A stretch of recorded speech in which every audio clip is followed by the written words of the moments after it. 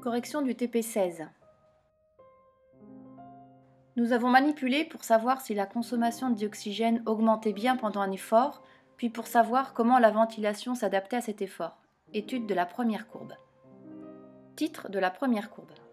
Le titre à trouver était du type Y égale f de x. Y peut être lu sur la courbe.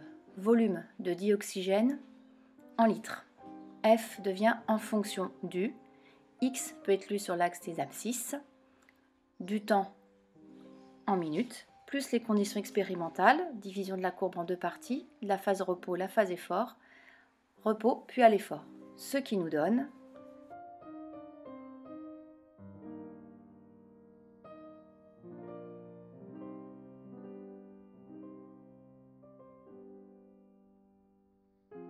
vous deviez exploiter la courbe pour trouver la surconsommation de dioxygène due à l'effort.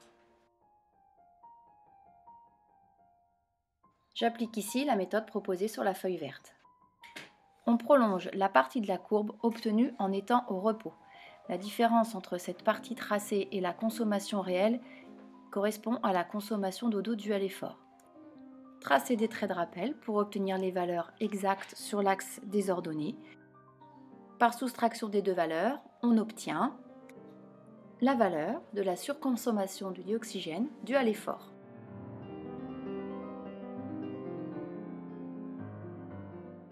Étude de la deuxième courbe avec recherche d'un titre. Appliquez la même méthode que précédemment. Je vous laisse chercher. Mettez pause si vous en avez besoin.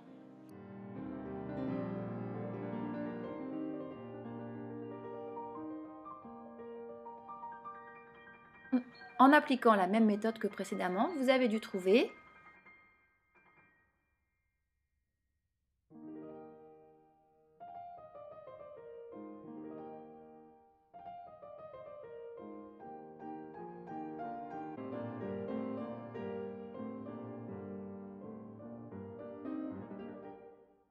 exploitation de la courbe pour calculer les fréquences ventilatoires.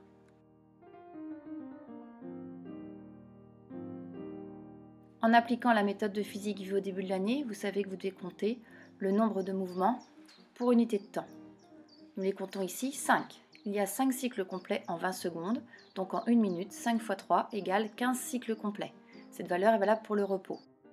En appliquant la même méthode pour la période de l'effort, on peut compter 10 cycles complets en 22 secondes. Il suffit ensuite d'appliquer une règle de 3 pour trouver le nombre de cycles en 1 minute. On peut aussi repérer une inspiration, mouvement montant, une expiration en mouvement descendant. Une inspiration plus une expiration correspondent à un mouvement ventilatoire.